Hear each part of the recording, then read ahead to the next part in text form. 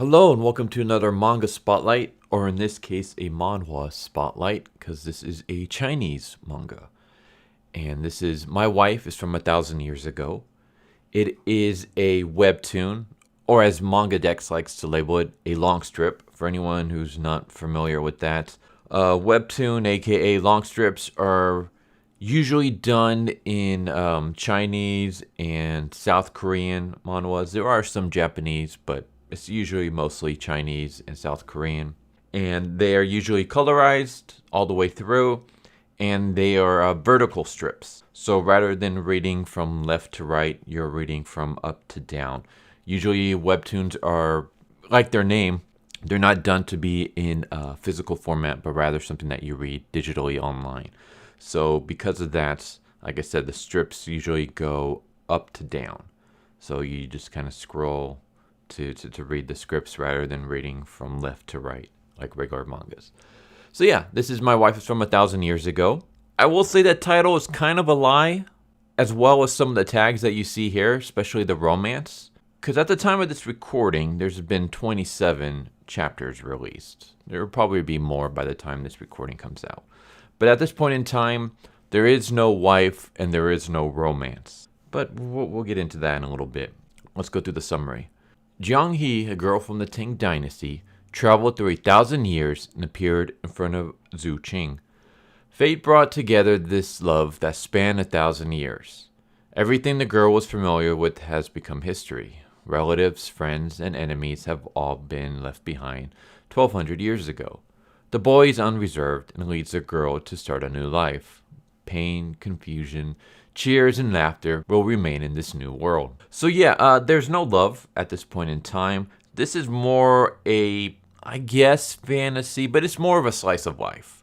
The fantasy mostly comes from the fact that there is a time travel aspect. So let's just kind of go through the first chapter real quick. So the main character, he's heading home. It's raining, so he's rushing to get back home. So while he's running up the stairs to get to his apartment, he sees this girl in robes and a sword. And she just kind of stares at him for a moment, and he's like confused. He's not sure if she's like a cosplay or something. She seems to be a bit wary of him. Like whenever he makes any kind of noise, she jumps back and she has her sword out. She's like very guarded. And he just kind of looks at her for a while, goes inside his house, takes a breather, feeds his cat. He looks outside, he realizes that it's pouring really badly. And he looks outside his peephole because he wants to see, if the girl's still out there. And he looks out and she's still there. So he basically tells her, like, hey, it's raining pretty hard. He assumes she's inside his stairwell so that she can be out from the rain. So he offers, like, hey, I can give you this umbrella if you want to head back home. And she asks where she's at. And he tells her. And she has no idea like how far that is. She just basically explains like, I'm a disciple of the Salt Gang. I'm not sure why I'm here. And so he's like, okay, maybe she has that, is it 7th grade or 8th grade syndrome? The Trunies, where they, make up their own little fantasies in their head and stuff. So yeah, he decides, okay, maybe I can call security. Maybe I can call you like a taxi. I can call you something to help out. And that's when so he's like, you can come inside my room while I call someone to come, figure out what's going on and get you back home. And while inside his apartment, she sees a TV and she slashes it with a sword. And basically, during a bunch of, takes a few chapters, but a couple of miscommunications, he finds out that somehow she's time traveled from the past. That she's not a cosplayer, she's not a chuuni, she doesn't have any kind of 8th grade syndrome. And that's, yeah, she somehow was in the woods, she was running through the woods, and then when she came out the other side of the woods, she found herself in our present day, and she has no idea what happened. And it takes a while for him to explain to her that she is no longer in her time period, that she is now in the present, that it's been 1,200 years since her time. We get some, emotional moments where she discovers that everyone she knew, everyone she cared for have long been dead, that there is no Salt Gang, there is nothing like that now. And then this becomes a lighthearted slice of life. And it's basically with Xu Qing trying to help this girl assimilate to the present day. So he allows her to live with her. He tries to basically show her things, like he tries to show her what a TV is, what the internet is, how simple life has been. And just like we get humor from the little things. For example, we have him order food to get delivered to his door. And she assumes that he's some kind of like king or a prince or something because he has, quote, servants delivering food to him whenever he wants. And it's like, no, it's just the delivery guy. So we have a lot of things like that where he's trying to help assimilate her into this present day culture. And at the same time, he is someone who is fascinated with kung fu and martial arts and like, what's it called? Is it wuxia? The old like Chinese, Hong Kong kind of mysticism, fantasy stories. And so he's like, hey, maybe like you can teach me some of that stuff. Because here's where another bit of the fantasy comes in. She is basically like a shinobi from Naruto in the sense that she can jump high, she can run really fast, she's super strong, she has like powers.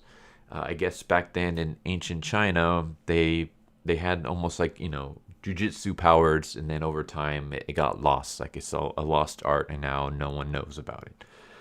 So he's fascinated by all that. He wants her to help explain some of this stuff. And in return, he allows her to stay with him and help her assimilate. And like I said, it's kind of hard to explain, but without spoiling like chapters and stuff. But it basically becomes a slice of life where each little, I don't want to say each chapter, but each chapter or two is its own little story, mostly about him trying to teach her something. She gets confused, or she takes it the wrong way, or she doesn't understand, and then that's where the humor comes out. It slowly starts morphing into what can be a setup for a romance. Like, he goes shopping with her, he buys her clothes and stuff like that, and as he sees her naivety and her innocence, he starts having thoughts about her. Later on, she gets introduced to his father, and then his father eventually tells his mother about the girl, and they assume that, oh, this is your girlfriend, right? And eventually, because of that, it kind of sparks, you know what? Like, she is kind of girlfriend material. Like, she's beautiful, she's nice. Maybe this is a girl I can end up dating. But that's as far as we have when it comes to romance. It's more of him seeing aspects of her that could be more than just friendship. Like right now we're at the point where it looks like he's starting to slowly fall for her, or at least see her in a possible romantic light. But it's just one-sided at the moment. She doesn't see him in that way at all, and there's no hint that she sees him in that way yet. So that's why I say the title's a lie, because she's not his wife. She's not even his girlfriend, and there is no romance. I'm assuming you'll get there. But for anyone who saw the tag and is like, oh, this looks like, be a nice, fun little story, a nice romantic, lighthearted slice of life romance, don't get your hopes up. Right now, it's just a lighthearted slice of life. There is no romance yet. I'm assuming there will be, just based off the title and the tag, so I'm assuming it's going to get there. But I don't know how long it's going to be before it gets there. Like I said, at the time of this recording, there's only 27 chapters, and we don't really have much of a hint of any romance going on. So anyone looking for romance, I would say, like, don't get your hopes up. We're not there yet, and I have no idea how long it'll be till we get there. But if you're fine with that, I think this is a nice little fun story so far. It's a good little series. It's something like, for me personally, it's something like after I get through my edgelord Isekais and other, garbage series. Stuff that's a little too violent and gory and stuff. I like to end it with the chapter from here and some of my other stuff. So I guess just for anyone who's curious, yeah, like whenever I go to read my mangas, I always look to see what's been updated. And I always set up my stories so, like, all the stories that have the graphic violence, gore, drama, and other edgy stuff that I don't want to say because I will probably get this video demonetized. I read those first, and then I read the lighthearted, funny, slice of life kind of stories afterwards. So that's, I always walk away from my manga reading in a good place, in a good mental place, rather than some of the more not so good stuff. I probably just made myself out to be a deviant by just saying that. I don't read stuff with a lot of let's just say I don't read stuff with a lot of redo of healer, if you guys know where I'm getting at. But I do read like action adventure, and there's sometimes like gore, and even some of the fantasy stuff I read has a little bit of redo of healer stuff in there. I try to kind of skim through those because those always make me feel terrible. I'm not a fan of that kind of category, and I usually try to stay away from those, but sometimes, they get into the stuff that I'm reading, so I gotta kind of sit through it. But yeah, I always like to read a nice, good, lighthearted series afterwards, so that I can end my reading in a good place, a good mental place, and that's where this series comes in. This is a good, nice, funny, lighthearted series. It's a slice of life series. And yeah, I like it. It's good. A little bit slow, but then again, I feel like that's how it usually is for webtoons and long strip comics.